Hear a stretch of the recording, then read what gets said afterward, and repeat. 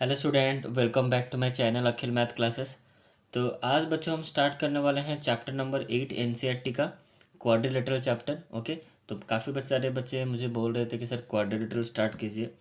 तो chapter number जो हमारा 7 था ट्रायंगल, उसका मैंने 7.3 अभी तक नहीं करा है, उसको मैं बहुत जल्द करा दूंगा। ओके, और 7.1 7.2 ट्रायंगल का मैंने अपलोड कर दिया एनसीईआरटी का। तो आज हम एक नया चैप्टर शुरू करने वाले हैं, that is chapter number 8 quadrilateral. तो आप सबको पता हो क्वाड्रिलेटरल होता क्या है। देखो, जो क्वाड्रिलेटरल होता है वो क्या होता है, फोर साइडेड क्लोज फिगर होता है। मतलब कोई भी चार साइड से बना हुआ फिगर जो कि क्लोज हो। देखो, ये चार साइडेड क्लोज फिगर है, जिसको हम क्या बोलेंगे, क्वाड्रिलेटरल। तो ये जो ए बी सी डी है मेरा, ये क्या है, मेरा क्वाड्रिलेटरल है। तो क्वाड्रिलेटरल के बेसिक चीज़ें जो आपको ऑलरेडी पहले से पता है, मैं फिर से बता देता हूँ। देखो, क्वाड्रिलेटरल क्या होता है ना, फोर साइडेड क्लोज फिगर होता है, दूसरी चीज़।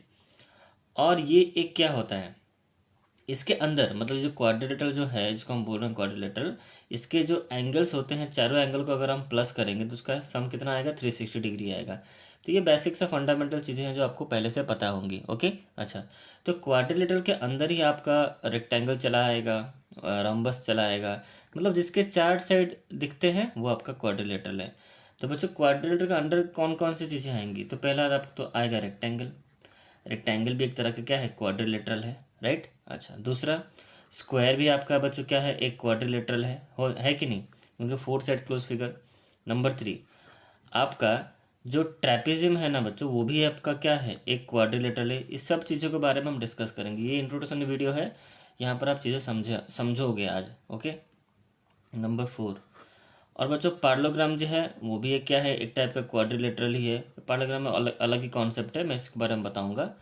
उसके बाद नेक्स्ट देखो, नंबर 5 आपका जो रोम्बस है वो भी आपका क्या है बच्चों, एक क्वाड्रिलेटरल ही है। तो ये सब चीज़ें जो जो क्वाड्रिलेटरल के अंडर में जो भी चीज़ें आते हैं ना, हम सबके बारे में हम पढ़ेंगे। उसके बाद नंबर 6 आप ले लो, आपका हो गया काइट। काइट तो आपको उतना उस पर क्वेश्चन बेस्ड तो नहीं है, तो काइट को हम इग्नोर करेंगे actually.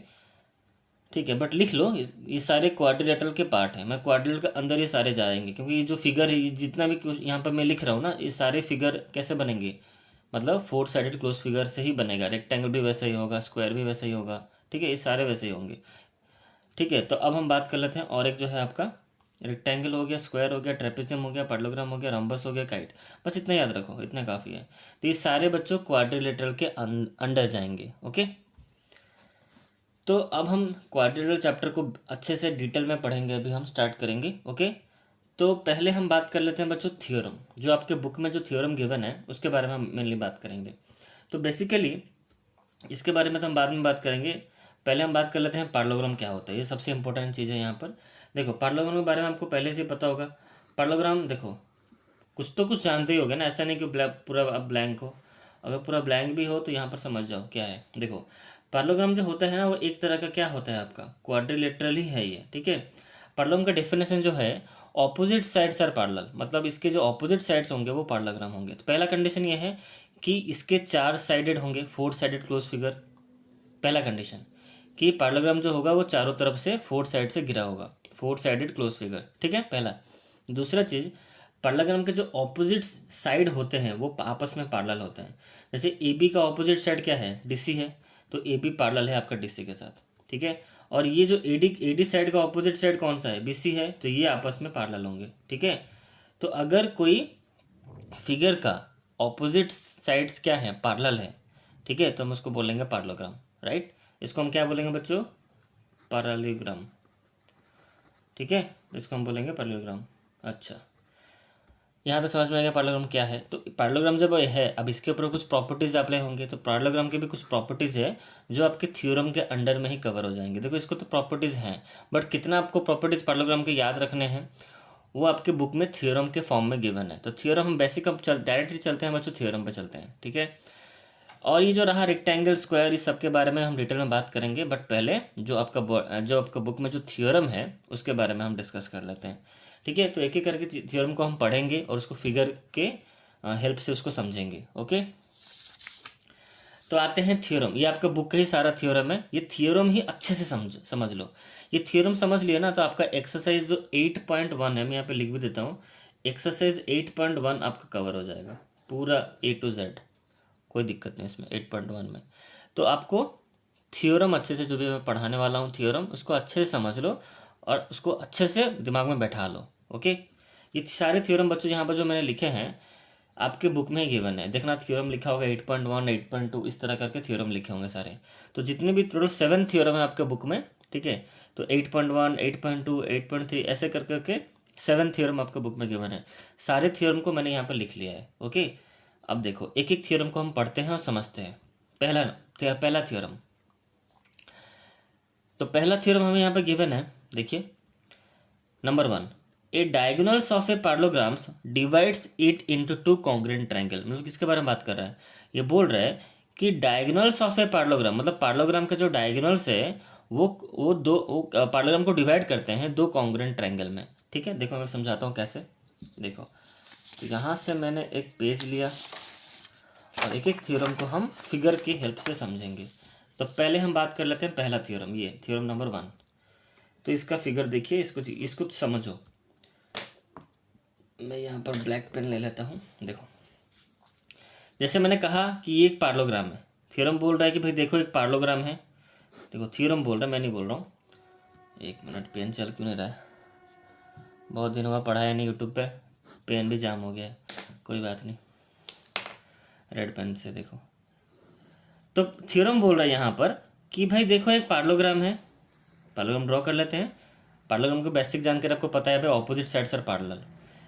A four sided closed figure whose opposite sides are parallel is known as a parallelogram. तो ये हमें पता है भाई, इसके साथ ये साइड पैरेलल है और इसके साथ हमारा ये साइड हमारा पैरेलल है। ठीक है, अच्छा। तो यहाँ पर बोला गया है diagonals of a parallelogram divides it into two congruent triangle. मतलब ये आपका डायगोनल है, डायगोनल तो सबको पता होगा। दो नॉन कंजिक्यूटिव पॉइंट्स को अगर कोई लाइन अगर दो नॉन कंजिक्यूटिव पॉइंट्स को जॉइन करता है तो उसको हम बोलते हैं डायगोनल। ठीक है, कंजिक्यूटिव पॉइंट्स मतलब क्या है, ए का कंजिक्यूटिव पॉइंट्स क्या है, बी है, बी का क्या है, सी है, और सी का क्या, डी है। तो अगर कोई लाइन दो नॉन कंजिक्यूटिव पॉइंट्स को जॉइन करता है दैट इज डायगोनल। ये सब चीज़ें आपको पता है, डायगोनल इसको कहते हैं। ठीक है, तो यहाँ से देखो एक लाइन निकला, अगर ये लाइन देखो, ये जो लाइन है इस डी पॉइंट को और ई सी पॉइंट को जॉइन कर रहा है, तो डी और सी तो आपके कंजिक्यूटिव पॉइंट्स है, मतलब लगातार डी के बाद सी है। ये लाइन जो है वो डी और ए को जॉइन कर रहा है, डी और ए दोनों कंजिक्यूटिव पॉइंट्स है। तो डी अगर ए की तरफ जाए तो वो आपका डायगोनल नहीं होगा, डी अगर सी की तरफ जाए तो भी आपका डायगोनल नहीं होगा। हाँ, डी अगर बी की तरफ जाए जो इसका नॉन कंजिक्यूटिव पॉइंट्स है, मतलब कंजिक्यूटिव पॉइंट्स नहीं है, डी के कंजिक्यूटिव पॉइंट्स कौन से हैं, ए है और सी है, मतलब उसको पास पास में जो है। डी से दूर कौन है पूरा, बी है। तो अगर कोई दो कंजिक्यूटिव पॉइंट्स को कोई लाइन ज्वाइन करता है that line is a diagonal, सबको पता है। तो ये जो लाइन है बच्चों डायगोनल है।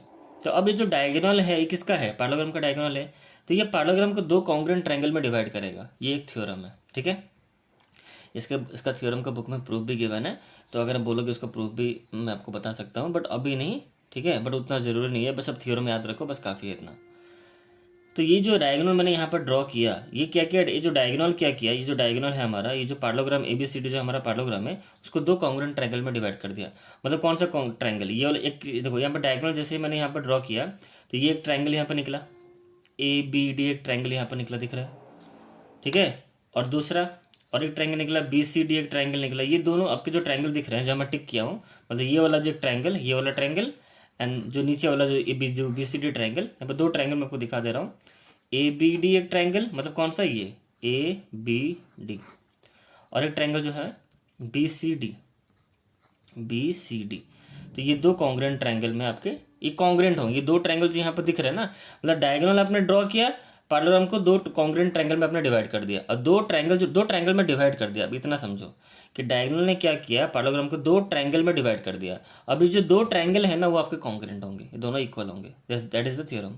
ओके, अब आते हैं नंबर 2 पे। देखो बच्चों, मेरा वीडियो जो होगा वो डिटेल होगा और पूरा कॉन्सेप्ट क्लियर हो जाएगा आपका, पर सारा थ्योरम एक ही वीडियो में समझा दे रहा हूँ। Number 2, in a parallelogram opposite sides are equal. मतलब एक पैरेललोग्राम के ऑपोजिट साइड से इक्वल होते हैं। बहुत इजी है, देखो मैंने एक पैरेललोग्राम ड्रॉ किया, मैंने एक पैरेललोग्राम बनाया है यहाँ पर। तो आपको पैरेललोग्राम का बेसिक डेफिनेशन तो पता ही है, ऑपोजिट साइड्स आर पैरेलल। तो ये साइड पैरेलल है इसके साथ, और ये वाला जो साइड है ये पैरेलल है इसके साथ।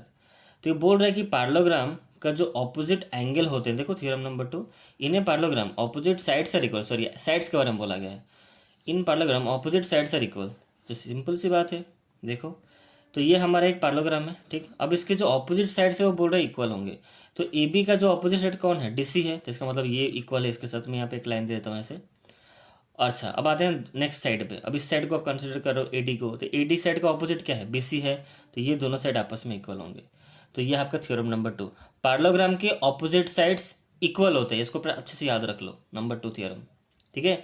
क्या कहा मैंने ना, पैरेललोग्राम के ऑपोजिट साइड्स क्या होते हैं, इक्वल होते हैं। नंबर 3 पे आते हैं, थ्योरम नंबर 3। थ्योरम नंबर 3 यहाँ पर बोला गया है, देखो, if each pair of opposite sides of a quadrilateral is equal then it is a parallelogram. मतलब यहाँ पर क्या बोला है, समझ लो ध्यान से इसको। थोड़ा सा इसका ब्राइटनेस थोड़ा सा बढ़ा देता हूँ तो आपको अच्छे से दिखे क्या समझा रहा हूँ मैं। सॉरी बच्चों, 1 मिनट, डिस्टरबेंस हो गया है यहाँ पर थोड़ा। चलो सही है, यहाँ तक समझ में आ गया बच्चों। अब हम आगे बढ़ते हैं। 1 मिनट बच्चों, थोड़ा सा इसका सही है। देखिए यहाँ तक चीज़ें आपको समझ में आ रही हैं। अब आते हैं नेक्स्ट थ्योरम पे, ठीक है। नेक्स्ट नंबर 3 जो थ्योरम है यहाँ पे बोल रहा है, if each pair of opposite sides of a quadrilateral is equal then it is a parallelogram. अगर देखो यहाँ पर अच्छा चीज़ बोला है कि हम पहले एक क्वाड्रिलेटरल ड्रॉ कर लेते हैं। तो मैंने कहा ये क्वाड्रिलेटरल है, सिंपल। मैं ये बोल नहीं रहा हूँ कि ये पैरेललोग्राम है, मैंने कहा सिर्फ क्वाड्रिलेटरल है। तो क्वाड्रिलेटरल सिंपली क्या होता है, 4 sided close figure is known as quadrilateral, ठीक है। तो मैंने एक क्वाड्रिलेटरल यहाँ पर बनाया ए बी सी डी का, ठीक है। यहाँ बोल रहे if each pair of opposite side of a quadrilateral is equal. अगर हर ऑपोजिट साइड का पेयर, ऑपोजिट साइड का पेयर मतलब कौन, ये ए बी साइड का, ए बी जो साइड है हमारे, इसका ऑपोजिट साइड क्या है, डी सी है। मतलब ए बी और जो डी सी हमारा, ये जो हमारा पेयर है, दो साइड, दो हमारे ऑपोजिट साइड है, ए बी और डी सी, ए बी और D C. Each pair of opposite side of a quadrilateral, तो क्वाड्रिलेटर की each pair of opposite side, मतलब ये एक ऑपोजिट साइड का पेयर है जो मैंने यहाँ पे लिखा है। और ए डी और बी सी हमारा एक पेयर बनेगा, ऑपोजिट साइड का पेयर। और ए डी का ऑपोजिट साइड क्या है, बी सी है। तो ए डी का ऑपोजिट साइड क्या है हमारा, बी सी है। तो ये एक पेयर है हमारा। पेयर मतलब होता है 2, मतलब जोड़ा। तो ये एक जोड़ा और दूसरा जोड़ा, ये ऑपोजिट साइड का पेयर, ये ऑपोजिट साइड का पेयर। ये दोनों अगर इक्वल होते हैं, कंडीशन अप्लाई, अगर इक्वल होते हैं मतलब ए बी अगर बराबर है डी सी के साथ। अगर मैं यहाँ पर देखो एक लाइन यहाँ पर दिया, फिर कहा अगर ए डी, ये देखो ऑपोजिट साइड पेयर को मैं इक्वल कर दिया। अगर ए डी बराबर है बी सी, अगर किसी तरह से ये बराबर हैं, तो ये जो क्वाड्रिलेटरल आपको जो दिख रहा है ना ए बी सी डी, ये आपका जो क्वाड्रिलेटरल जो है वो पैरेललोग्राम होगा। वो क्या होगा बच्चों, वो पैरेललोग्राम होगा। अगर each pair of opposite side, समझ में आ रहा है। यहाँ बोल रहा है कि अगर each pair of opposite side of a quadrilateral is equal तो वो एक पैरेललोग्राम होगा। सिंपल सी बात है, बस इसको ज़्यादा बढ़ाते नहीं है, सिंपली इसको ख़त्म करते हैं। अब आते हैं 4 पे। ट्रेन को जाने दो, डिस्टर्ब कर रहा है हमें, चले जाने दो। ये दिक्कत होता है, इसलिए मैं शूट नहीं करता कभी। जब भी शूट करने बैठता हूँ ऐसा दिक्कत होता है, इसलिए मैं शूट नहीं करता कभी। इरिटेशन होता है मुझे शूट करने में, बट क्या करें, बच्चों की डिमांड होती है कि सर पढ़ाओ, तो करना पड़ता है। चलो आ जाते हैं नेक्स्ट टॉपिक पे हमारे। अब बात कर लेते हैं हम थ्योरम नंबर 4 की, राइट। थ्योरम नंबर 4 पे हम बातचीत करेंगे अभी।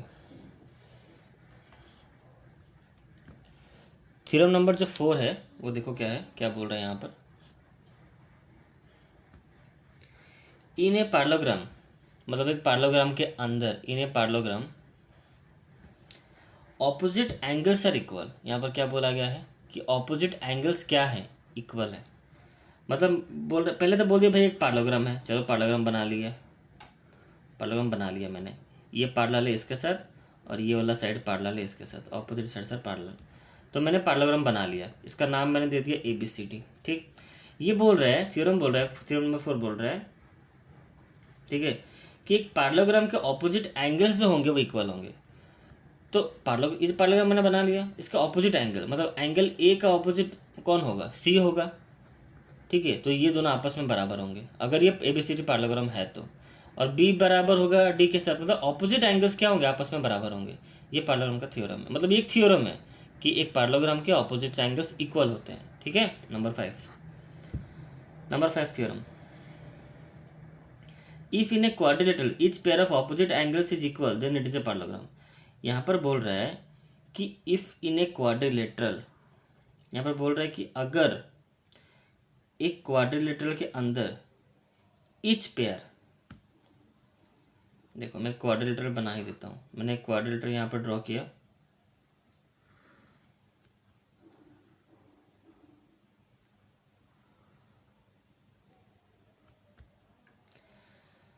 ठीक है।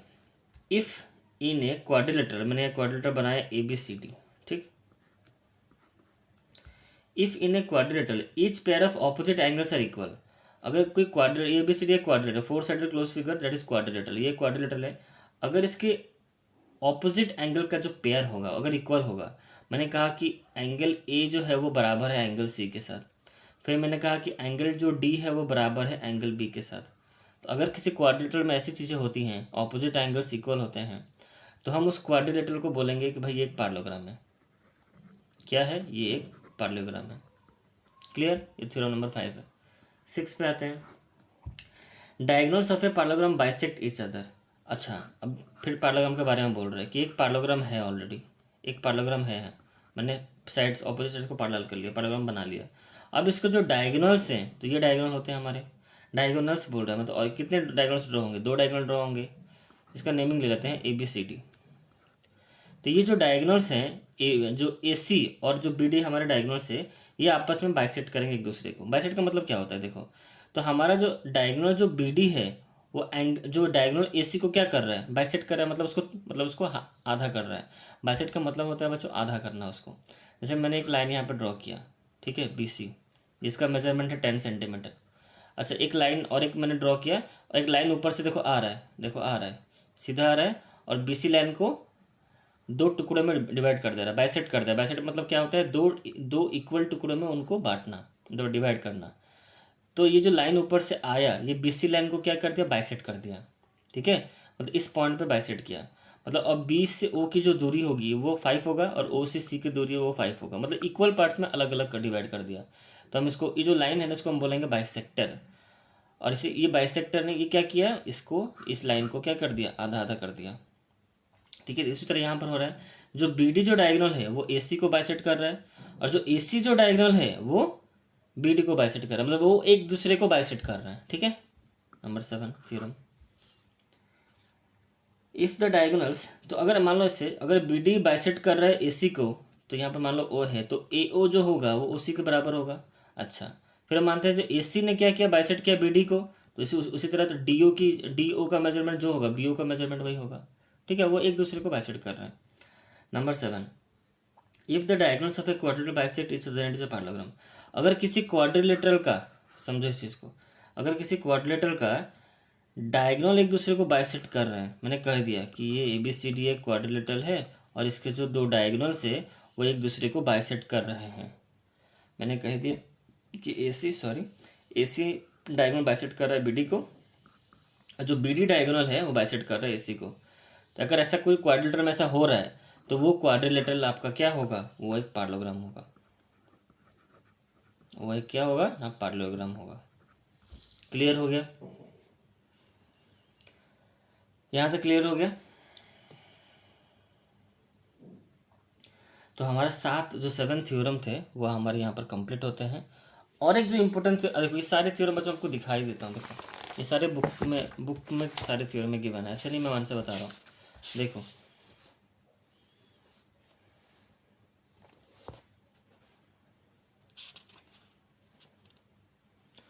देखो 8.1 डायगोनल्स ऑफ, देखो ये लिखा हुआ है पहला theorem 8.1, A diagonals of a parallelogram divides it into congruent triangle. एक डायगोनल क्या करता है? जो पैरेललोग्राम, एक पैरेललोग्राम का डायगोनल पैरेललोग्राम को 2 कॉन्ग्रुएंट ट्रायंगल में डिवाइड करता है।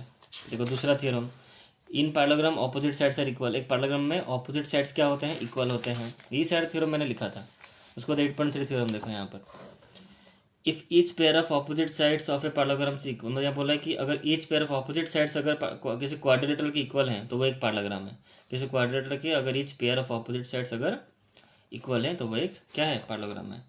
एक पैरेललोग्राम के ऑपोजिट एंगल्स इक्वल होते हैं, if in a quadrilateral each pair of opposite angles, अगर किसी क्वाड्रिलेटरल के each pair of opposite angles equal होते हैं तो वो पैरेललोग्राम होता है। तो सारे थ्योरम यहाँ पर लिखे हुए हैं। ओके देखो, और सबसे इंपॉर्टेंट थ्योरम बच्चों 8.3, ये बहुत यूज होने वाला है, समझो इस चीज़ को। अगर किसी क्वाड्रिलेटरल का each pair of opposite sides अगर इक्वल होंगे तो वो एक पैरेललोग्राम होगा। ठीक है, तो ये बहुत यूज होने वाला है। यहाँ पर भी डायग्राम सब यूज होने वाले हैं, बट ये इंपॉर्टेंट, ये काफ़ी यूज होगा 8.3 का थ्योरम। तो ये सारे बता दिए मैंने, ऐसा कुछ नहीं है कि मैंने नहीं बताया, सारा कुछ अच्छे से डिटेल मैंने समझा दिया है। ओके, तो अब जिन बच्चों को रेक्टेंगल, स्क्वायर, इसके ऊपर अगर नोट्स चाहिए तो यहाँ पर मैंने सारे प्रॉपर्टीज़ लिखे हुए हैं रेक्टेंगल, स्क्वायर और रॉम्बस के। तो एक एक करके इसको समझ लेते हैं फटाफट। देखो, नंबर स्टार्ट करते हैं, मतलब रेक्टेंगल से ही स्टार्ट करते हैं। तो रेक्टेंगल का फिगर कुछ ऐसा होता है, ऑपोजिट साइड्स इसके क्या होते हैं, इक्वल होते हैं। फटाक से समझ लेते हैं। देखो, मैंने यहाँ पे बना लिया है ABCD। आप चाहो तो इसको नोट्स करके आप अपने कॉपी में लिख सकते हो। तो ABCD मैंने एक रेक्टेंगल बना लिया। तो ABCD देखो, रेक्टेंगल भी एक तरह का क्या है, क्वाड्रिलेटरल ही है। पहला, रेक्टेंगल इज ए क्वाड्रिलेटरल, देखो ये मैंने लिखा है। अच्छे से इसको नोट्स आप अपने कॉपी में लिख लो। Number 2, the opposite sides are parallel and equal to each other. देखो, रेक्टेंगल के जो ऑपोजिट साइड्स होते हैं, मतलब AB जो है, AB और DC ये ऑपोजिट साइड्स है, और जो AD और BC ऑपोजिट साइड्स है, ये आपस में बराबर होंगे। Opposite sides of parallelograms are sorry opposite sides are parallel and equal to each other. Opposite side क्या होते हैं, पैरेलल भी होते हैं और इक्वल भी होते हैं रेक्टेंगल के। Number 3, each inter angle is equal to 9 degree. ये बहुत यूज होने वाला है। रेक्टेंगल के हर ईच इंटर एंगल, इसका जितना भी इंटर एंगल है वो कितना डिग्री का होता है, वो 90 डिग्री का होता है। याद रखना, बहुत इंपॉर्टेंट चीज़ बता रहा हूँ। रेक्टेंगल के ईच एंगल का मेजर कितना होता है, 90 डिग्री होता है। ओके, नंबर 3 गया। नंबर 4, और इसके डायगोनल बाइसेक्ट ईच अदर। इसको डायगोनल क्या होते हैं, एक दूसरे को बाइसेक्ट करते हैं। इसको मैंने समझा दिया आपको। Both the diagonals of same length, और डायगोनल का जो लेंथ होता है रेक्टेंगल के, वो क्या होते हैं, इक्वल होते हैं। ठीक है, इसको अच्छे से बच्चों लिख लो कॉपी में। रेक्टेंगल के बारे में हो गया, बातें हैं स्क्वायर के बारे में। ये भी एक तरह का क्वाड्रिलेटरल ही है। स्क्वायर तो आपको पता ही है, बचपन से पढ़ते पढ़ते आ रहे हो। स्क्वायर के सारे साइड इक्वल, अब बस इतना ही जानते थे ना पहले कि स्क्वायर क्या होता है, जिसके सारे साइड क्या होते हैं, इक्वल होते हैं। तो पहले ये कर दो। ये यहाँ भी कुछ वैसे ही बोल रहा है वो। It is a quadrilateral, yes it is a quadrilateral four sided close figure, so it is a quadrilateral. Number 2, all the four sides are congruent and equal to each other. सारे फोर साइड्स क्या होते हैं, equal होते हैं आपस में, मतलब equal होते हैं सारे। Number 3, opposite sides are parallel to each other. हाँ, इसका ऑपोजिट साइड्स क्या होते हैं, आपस में पैरेलल होते हैं, मतलब AB पैरेलल है इसके साथ, और ये जो पैरेलल है इसके साथ पैरेलल है। ठीक है, अच्छा। Number 4, diagonals of squares bisect each other 9 degree. देखो यहाँ पर क्या बोल रहा है कि जो स्क्वायर के जो डायगोनल्स होते हैं वो कहाँ बाइसेक्ट करते हैं, ये इंपॉर्टेंट चीज़ है। देखो, स्क्वायर के जो डायगोनल्स बाइसेक्ट जहाँ पर करेंगे, इस जगह जहाँ पर बाइसेक्ट कर रहे हैं, तो जहाँ पर बाइसेक्ट करेंगे बच्चों, वहाँ पर क्या होगा, वो 90 डिग्री होगा यहाँ पर। ठीक है, और जिस जगह पर बाइसेक्ट करते हैं तो यहाँ पर 90 बनेगा, हर जगह यहाँ पर 90 बन रहा है। अच्छा, two diagonals of squares equal to two diagonals of the square are equal to each other. मतलब इसका डायगोनल, जो स्क्वायर के जो डायगोनल होते हैं वो क्या होते हैं, इक्वल लेंथ के होते हैं। ओके, और बच्चों और एक चीज़ मैं यहाँ पे लिखना भूल गया, इसका भी हर एक एंगल का मेजर कितना होता है, 90 डिग्री होता है। यहाँ चाहो आप इसको ऐड कर दो, यहाँ पर ईच एंगल में यहाँ पे लिख भी देता हूँ, ईच एंगल मेजर 90 डिग्री। इसको आप यहाँ पर ऐड ऑन कर दो। इसका भी हर एंगल का मेजर कितना होता है, 90 डिग्री होता है। तो ये आपको समझ में आएगा स्क्वायर। अच्छा, ठीक है। अब आते हैं ट्रेपेजियम। तो ट्रेपेजियम को पहले से पता है। देखो, ट्रेपेजियम भी बच्चों एक तरह का क्वाड्रिलेटरल ही होता है, बस इसमें फ़र्क कितना है कि इसका कोई एक पेयर क्या होता है, पैरेलल होता है, और एक जो पेयर होगा वो क्या होगा, नॉन पैरेलल होगा। तो AB के साथ हमारा DC जो साइड है ये पैरेलल है। ठीक है, बट और एक जो पेयर है AD का, और जो देखो इसका ऑपोजिट साइड, एक pair of one pair of opposite side is parallel and another pair of opposite side is non parallel. तो ये जो पेयर आपका दिख रहा है ये पैरेलल पेयर है, बट ये जो ऑपोजिट साइड का जो पेयर आपको दिख रहा है AD और BC, ये ऑपोजिट साइड है कि नहीं, AD साइड का ऑपोजिट क्या है, BC है, बट ये दोनों पैरेलल नहीं है। तो ट्रेपेजियम भाई एक क्वाड्रिलेटरल है जिसका एक pair of opposite side parallel होगा और दूसरा pair of opposite side non parallel होगा। ठीक है, देखो ये पैरेलल नहीं है, AD is not parallel to BC। तो इसको प्रॉपर्टीज देख लो, बेसिस ऑफ द ट्रेपेजियम से पैरेलल। देखो इसका जो बेस है, इसको हम बेस बोलेंगे ना, तो बेसिस क्या है, पैरेलल है। Length of the both the diagonals are equal. इसके जो डायगोनल का जो लेंथ होगी, length of the both the diagonals is equal. इसके जो डायगोनल अगर हम ड्रॉ करेंगे इसमें, तो ये जो डायगोनल हमारा BD और AC, ये दोनों डायगोनल का लेंथ क्या होगा, इक्वल होगा, सेम होंगे। डायगोनल दो एडजेसेंट इंटर एंगल सम 180, मतलब इन दोनों के एंगल का जो सम होगा वो कितना होगा, 180 होगा बोल रहे हैं। ठीक है, अब आते हैं रम्बस। बहुत बच्चे कन्फ्यूज होते हैं रम्बस है स्क्वायर में। देखो यहाँ पर रम्बस क्या होता है, मैं फिगर बना दूँ ऐसे। देखो ये एक रम्बस है, ABCD ठीक है, और इसको हम डायगोनल यहाँ बना लेते हैं ऐसे। रॉम्बस क्या है, all the sides of the rhombus are equal. Rhombus के सारे साइड इक्वल होते हैं। देखो सबसे बड़ा जो फर्क होता है बच्चों स्क्वायर और रॉम्बस में, स्क्वायर के भी सारे साइड इक्वल होते हैं, रॉम्बस के भी सारे साइड इक्वल होते हैं। तो डिफरेंस क्या है, डिफरेंस ये है कि स्क्वायर में जो होता है ना, स्क्वायर के सारे साइड तो इक्वल होते ही हैं, इसका ईच एंगल का मेजर 90 होता है स्क्वायर में, बट रॉम्बस ऐसा नहीं होता है। रॉम्बस का ईच एंगल का मेजर 90 नहीं होता है, ठीक है। तो the opposite sides of rhombus are parallel. अच्छा ऑपोजिट साइड तो पैरेलल होते हैं, रॉम्बस के ऑपोजिट साइड क्या होते हैं, पैरेलल होते हैं। और ए बी जो ए बी का ऑपोजिट साइड क्या है, डी सी है, तो ये दोनों आपस में पैरेलल होंगे। और ए डी साइड का ऑपोजिट में कौन है, बी सी है, तो ये दोनों आपस में पैरेलल होंगे। Diagonal bisect each other at right angle. और इसके जो डायगोनल है वो बाइसेक्ट तो करेंगे, मतलब ए सी जो डायगोनल है वो बी डी को बाइसेक्ट करेगा, और जो बी डी डायगोनल है वो ए सी को बाइसेक्ट करेगा। सपोज इस पॉइंट पे बाइसेक्ट कर दिए, तो जहाँ पर बाइसेक्ट किया उस जगह पे कितना डिग्री होगा, 90 डिग्री यहाँ पर बनेगा। ये थ्योरम है, ठीक है। Diagonals bisect each other at 90, जहाँ पर डायगोनल बाइसेक्ट करेंगे वहाँ पर राइट एंगल होगा, मतलब 90 डिग्री होगा। Diagonals bisect the angles of the rhombus. मतलब रम्बस के जो डायगोनल है, मतलब ये डायगोनल पकड़ लो बी डी, तो जो बी डी जो डायगोनल है वो एंगल बी को और एंगल डी को क्या करेगा, बाइसेक्ट कर देगा, ठीक है। और ए सी जो डायगोनल है वो एंगल सी को और एंगल ए को बाइसेक्ट कर देगा। बाइसेक्ट मतलब क्या, अलग अलग कर देगा। जैसे मान लो मैंने एक रम्बस यहाँ बनाया, सपोज ये इसका मेजरमेंट है 30 डिग्री, तो अगर डायगोनल ऐसे गया यहाँ पर, तो ये कितना, यहाँ पर ये हो जाएगा 15 डिग्री और नीचे हो जाएगा 15 डिग्री का। मतलब डायगोनल ने क्या किया, डायगोनल ने क्या किया, ये वाला एंगल को क्या कर दिया, आधा आधा कर दिया, बाइसेक्ट कर दिया, ठीक है। Number 5, the sum of the two adjacent angle is equal to 180। इसके जो एडजेसेंट एंगल के जो सम होंगे, मतलब ये एंगल और ये एंगल का जो सम होगा वो 180 होगा, ठीक है। तो यहाँ पर समझ में आ गया आपके सारी चीज़ें। इतना बच्चों काफ़ी है, इतना इंट्रोडक्शन है, कितना आई थिंक 26 मिनट का वीडियो बनाया, तो नियर अबाउट 30 मिनट्स हो गया। तो बट इतना ये वीडियो आप देख लोगे तो आपको पूरा समझ में आ जाएगा, पूरा इंट्रोडक्शन पार्ट क्वाड्रिलेटरल का। तो ये सिर्फ मैं 8.1 के लिए बोल रहा हूँ, ठीक है। 8.2 अलग है, वो मिड पॉइंट थ्योरम है, वो तो और मज़ा आने वाला है उसको पढ़ने में, ठीक है। तो 8.1 हमारा जितना भी इंट्रोडक्शन चीज़ें थी यहाँ पर ख़त्म हो चुकी हैं। इसी को आप अच्छे से पढ़ लो। मेन बच्चों है थ्योरम, थ्योरम और जो प्रॉपर्टीज़ मैंने यहाँ पर लिखे थे, इससे से अच्छे से उसको आप नोट बना लो अच्छे से, ओके, कॉपी में, तब आपको 8.1 अच्छे से समझ में आएगा। ये थ्योरम बच्चों मेन है, ठीक है। तो बच्चों मिलते हैं नेक्स्ट वीडियो में, स्टार्ट करेंगे एक्सरसाइज 8.1। ओके, तब तक इस वीडियो में इतना ही, चलो बाय।